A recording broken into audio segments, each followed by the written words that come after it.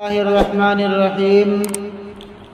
مسلمانوں کا دار ارقم میں اجتماع جب اسی طرح رفتہ رفتہ لوگ اسلام میں داخل ہوتے رہے، مسلمانوں کی ایک چھوٹی سی جماعت ہو گئی اور حضرت ارقم رضی اللہ تعالی عنہ کا مکان جمع ہونے کے لیے تجویز ہوا کہ وہاں سب جمع ہوا کریں۔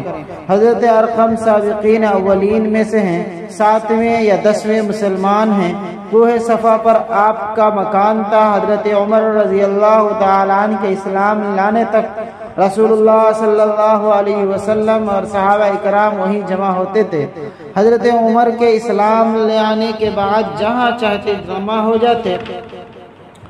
3 سال تک حضرت صلی اللہ علیہ وسلم مخفی طور پر اسلام کی دعوت دیتے رہے اور اسی طرح لوگ آہستہ آہستہ اسلام میں داخل ہوتے رہے۔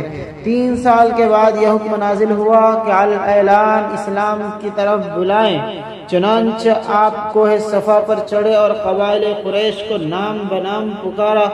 جب سب جمع ہو گئے تو ارشاد فرمایا کہ اگر تم کو یہ خبر دو کہ پہاڑ کے عقب میں ایک لشکر ہے جو تم پر حملہ کرنا چاہتا ہے تو کیا تم میری تصدیق کرو گے؟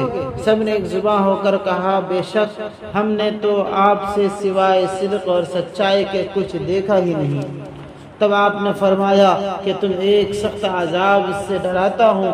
ابو لہب نے کہا، تھوپ ہے کہ تجھ پر کیا ہم کو اس لیے جمع کیا تھا؟ اس پر تبت یدا ابی لہب و تب، یہ تمام سورت اسی کے بارے میں نازل ہوئی۔